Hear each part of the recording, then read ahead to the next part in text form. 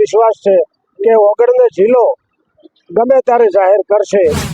હું પણ ભારતીય જનતા પાર્ટીમાં લગભગ 1980 થી છું।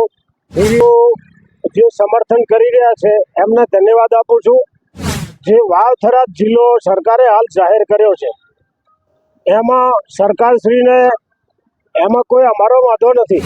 વિચારણા કરી ઓગળને જિલ્લો જાહેર કરે એવી મારો અભિપ્રાય છે।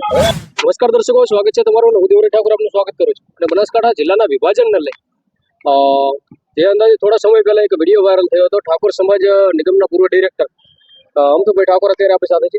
જે અમથુભાઈ ઠાકોર આપ ભારતીય જનતા પાર્ટીના પણ કાર્યકર્તા છે। આપે ઓગળ જિલ્લાને સમર્થન કરતા હોય એવો એક વિડીયો વાયરલ થયો હતો। આ વિડીયો બાબતે શું કહેશો? ઓગળ જિલ્લાને સમર્થન કરે? ઓગળ જિલ્લા માટે તો પહેલા પણ સરકારે વિચારણા કરેલી હતી। આદરણીય નરેન્દ્રભાઈ મોદી સાહેબ જ્યારે દેવ દરબાર પધાર્યા એ વખતે એમનો પણ વિચાર ઓગળને જિલ્લો બને એના માટેનો હતો જ।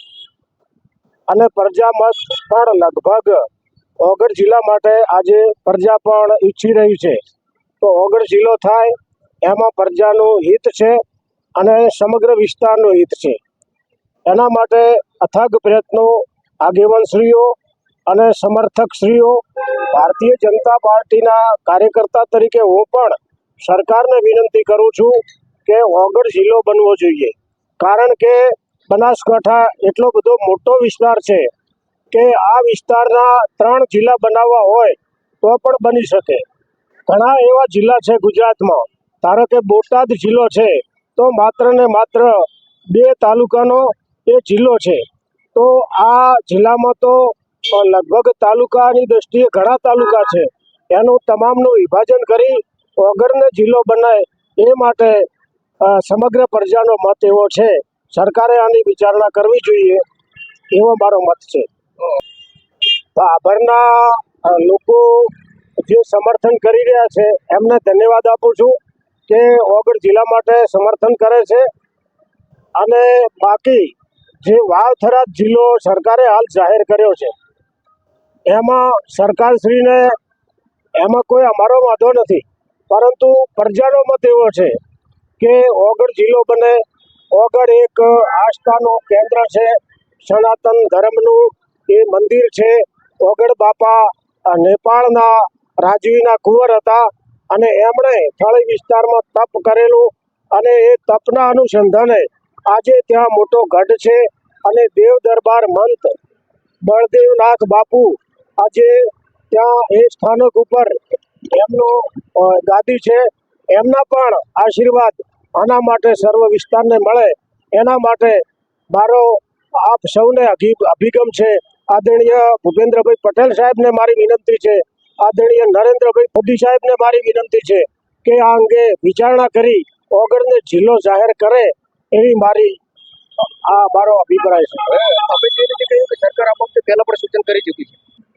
હવે એનું કારણ તો ગમે તે હોઈ શકે, એની પાછળ મારે કાંઈ નિવેદન આપવું ન જોઈએ, પરંતુ સરકારે વિચારણા કરવી જોઈએ કે ઓગળ જિલ્લો બને એના માટે સર્વ પ્રજાનું અને સરકારનું પણ સારું લાગે અને પ્રજા રાજી થાય અને ઓગળ બાપાના આશીર્વાદ મળે એવી મારી સરકારને વિનંતી છે। થરાદને સમર્થન આપવાનું કારણ, થરાદને સમર્થન નથી આપવાનું કારણ? થરાદને સમર્થન આપતા નથી એવું નથી। થરાદ જિલ્લો બન્યો એમાં સરકાર ભારતીય જનતા પાર્ટીની છે। હું પણ ભારતીય જનતા પાર્ટીમાં લગભગ 1980 થી છું। વિવિધ હોદ્દાઓ ઉપર મેં કામ કર્યું છે। પૂર્વ બાબર તાલુકાના ભાજપના પ્રમુખ તરીકે પણ સનિષ્ઠ કામ કર્યું છે। આજે પણ ભારતીય જનતા પાર્ટીમાં સનિષ્ઠ રીતે કામ કરું છું, પરંતુ પ્રજામત એવો છે કે વાવ-થરાદ જિલ્લો ભલે બન્યો હોય તો સરકારને બનાવો તો ભલે બન્યો, પરંતુ ઓગળ જિલ્લાની પણ પ્રબળ માંગ છે અને એ માંગને અનુસરી અને આ વિસ્તારને ન્યાય આપે એવો મારો મત છે। માંગને નહીં સ્વીકારે તો અમને વિશ્વાસ છે, ઓગળજી ઉપર આસ્થા છે અને આદરણીય નરેન્દ્રભાઈ મોદી સાહેબ અને ભૂપેન્દ્રભાઈ પટેલ સાહેબ સરકાર ઉપર અમને પૂરો વિશ્વાસ છે કે ઓગળને જિલ્લો ગમે ત્યારે જાહેર કરશે એવો અમને વિશ્વાસ છે. વગર જિલ્લો જાહેર થશે એવો વિશ્વાસ. હા, એવો અમને પૂર્ણ વિશ્વાસ છે. થરાદમાં ન જવાનું કારણ શું હોય છે? વગરની માંગ કરી રહ્યા છે. થરાદમાં ન જવાનું કારણ તો કઈ હોઈ ન શકે, પરંતુ વાત એવી છે કે ઓગળ એક સેન્ટર પડે છે અને સેન્ટરની અંદર જે તાલુકાઓ આવે છે એ તાલુકાઓ ખરેખર એનો સમાવેશ કરી નવીન ઓગળ જિલ્લો બને એટલો મોટો વિસ્તાર આ બનાસકાંઠાનો છે. અને આ ઓગળ જિલ્લાની માંગ પૂરી કરે તો ઘણા બધા પ્રશ્નો, ધારો કે કાંકરેજનો પ્રશ્ન છે, ધાનેરાનો પ્રશ્ન છે, આ બધા પ્રશ્નો દિયોદરનો છે, બધા પ્રશ્નો સરકાર પાસે સોલ્વ થઈ જાય એવી પરિસ્થિતિ આજે છે. ચોક્કસથી તો દામતુજી ઠાકોર સમાજ નિગમના તેઓ પણ વગર જિલ્લાની માંગ સાથે અહીંયા વગર જિલ્લાની માંગ કરી રહ્યા છે અને વગર જિલ્લાનું સમર્થન કરી રહ્યા છે. નમસ્કાર, ફરી મળીશું, ત્યાં સુધી આપ સર્વે ઠાકોર, બનાસકાંઠા.